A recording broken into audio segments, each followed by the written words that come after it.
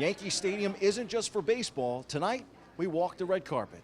Set to hit theaters June 9th, Megan Levy, a film based on the true life story of a young Marine corporal whose unique discipline and bond with her military combat dog saved many lives during their deployment in Iraq, premiered at Yankee Stadium Monday evening, bringing together the all-star cast, which included Kate Mara, Ramon Rodriguez, Common, and Edie Falco. The emotional aspect of Megan's life and her journey was definitely the most challenging. The physical stuff, sure, that's challenging as well. But I would say emotionally speaking, it was, just a roller coaster constantly. But I knew it would be. I just felt it was such a relatable story. I thought it was fascinating to really kind of understand how a female Marine comes up in this world. I don't know, for me it had a couple entry points into a war film that I don't think we've seen before.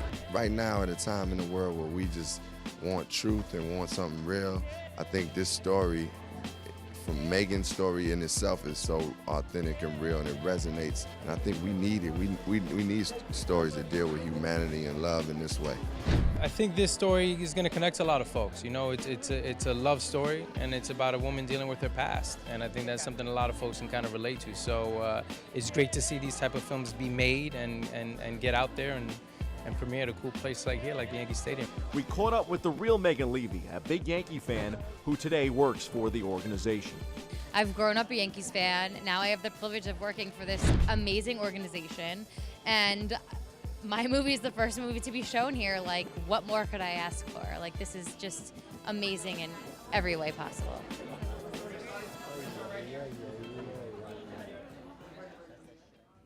The film hits theaters this weekend and might just be a reason to do anything other than watch Yankee baseball, since the film does have a bit of a Bronx Bomber twist.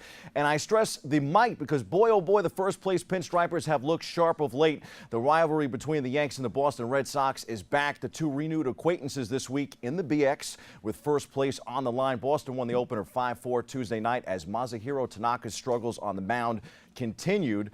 But the Yanks bounced back nicely Wednesday night in an 8-0 shutout before Thursday in the rubber game of the three-game set. The Bombers took 2 of 3 in a 9-1 victory last night that was highlighted by 2 home runs from Gary Sanchez and another blast from Aaron Judge. Lost in the mix the last 2 nights was the pitching performances of CC Sabathia, who went 8 innings Wednesday, and Thursday night starter Michael Pineda, who went 7 in the win. We go inside the locker room for more.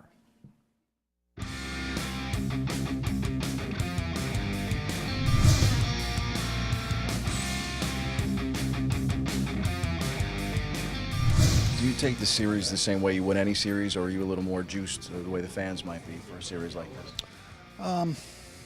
Obviously it's a division series against the team that's, right on our heels. So, obviously big games, you can make up a lot more ground when you're playing the team that you're chasing. So, for us to be able to bounce back after that first one, it's obviously a good series for us. I feel really good because that's why you wake up every day and working hard for having a good season and help your team.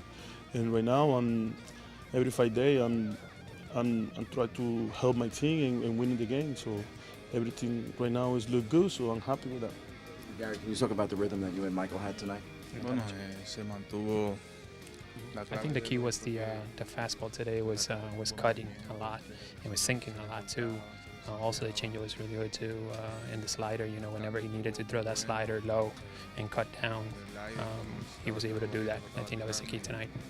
Lineup did its job the last 2 nights, but the pitching obviously stepped up as well. How important is it to have 2 performances like that after losing the first game of the series?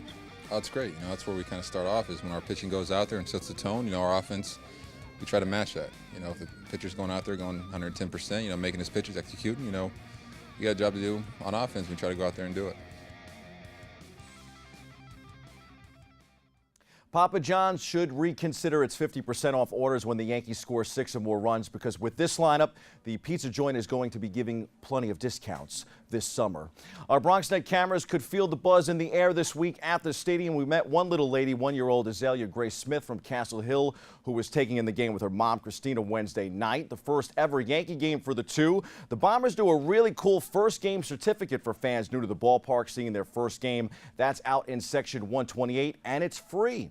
Baseball not just for fathers and sons, folks. The first place Yanks are now 34-23, 3 games ahead of the Red Sox in the American League East. They welcome rival Baltimore to the stadium this weekend. Tonight is Reggie Jackson bobblehead night. Saturday, the Yanks will have a promotion for a plastic bat and ball set, and Sunday is Bat Day at the big ballpark in the Bronx. Check out Yankees.com for more info and to purchase tickets. Across town, the Mets are slowly getting a little healthier. They are 5-5 over their last 10 games and heading to Atlanta for the weekend after getting shut down with discomfort in his right quadriceps following a minor league appearance 2 weeks ago.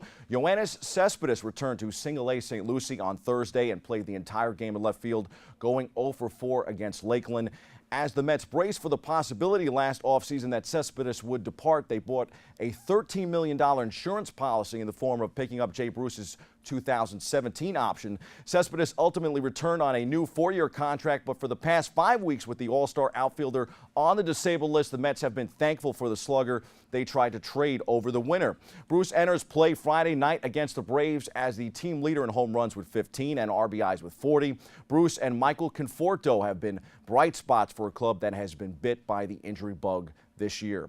The Stanley Cup Finals have been a treat. Pittsburgh raced out to a 2-0 series lead, but Game 3 and 4 belonged to Nashville. That was until Game 5 Thursday night. The Penguins returned to dominance in the series. Star Sidney Crosby was a man on a mission, leading the Pens to a Game 5 blowout of the Predators. Game 5 featured a nice tussle between Crosby and Nashville star P.K. Subban. The two wrestled to the ground, with Crosby later saying that Subban was doing a UFC move on his foot. Crosby, meanwhile, visibly smashed Subban's face into the ice about 10 times. The two received matching minor penalties. Only in hockey. Love the sport, gotta love playoff hockey. Pittsburgh has a chance to clinch the Stanley Cup in Game 6 on Sunday night at 8 p.m. Eastern Time.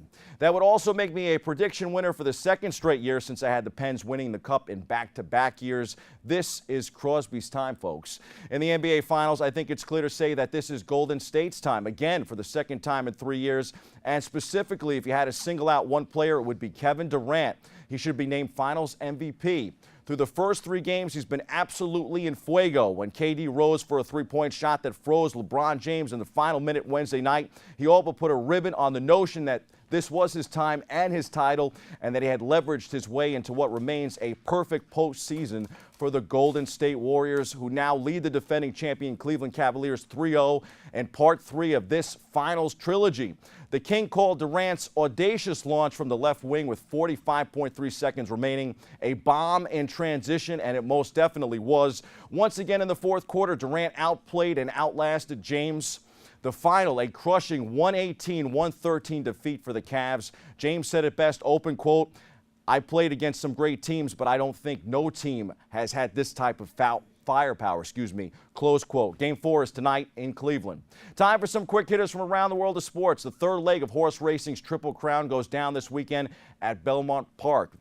This year's Belmont Stakes features a wide open field. A Kentucky Derby winner, Always Dreaming, and Preakness Stakes winner, Cloud Computing, aren't entering. The likely favorite, Classic Empire, will miss the race because of a foot injury. That means the Belmont will deliver a new champion for the third time since the Kentucky Derby. The Belmont Stakes will go to post at about 6:47 p.m. on Saturday. You can watch live on NBC.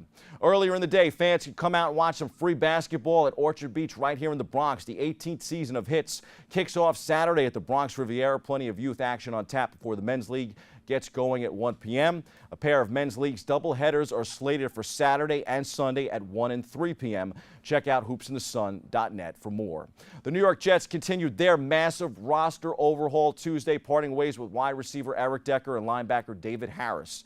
Harris was released after 10 seasons with the Jets in a surprising move since it's being done in June in the midst of OTAs. Decker has not been officially released just yet, but the team will do so if a trade can't be made, according to reports. The 30-year-old Decker underwent hip surgery and shoulder surgery, last fall, but he is healthy and has been practicing. In fact, both players practiced Tuesday before receiving the news. By dumping Harris and Decker, the Jets sharply undercut Todd Bowles' chance of succeeding this year. If you're keeping financial tabs, the massive offseason overhaul includes cutting ties with 11 veteran players for the Jets so far and their salaries, which total $68 million. The NFL is big business, and when you are as good as Giants wide receiver Odell Beckham Jr., you want to get paid. Where is Jerry Maguire when you need him?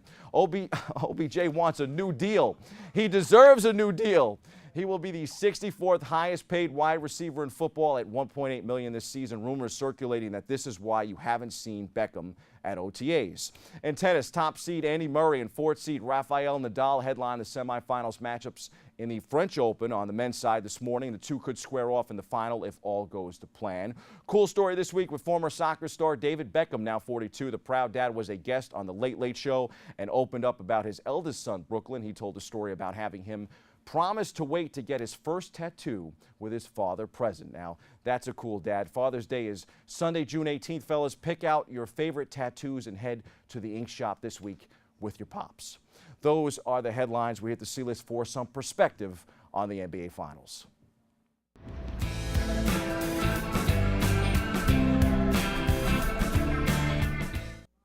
So much of sports for fans centers around the great debates, and there will always be that great debate about the GOAT, the greatest of all time.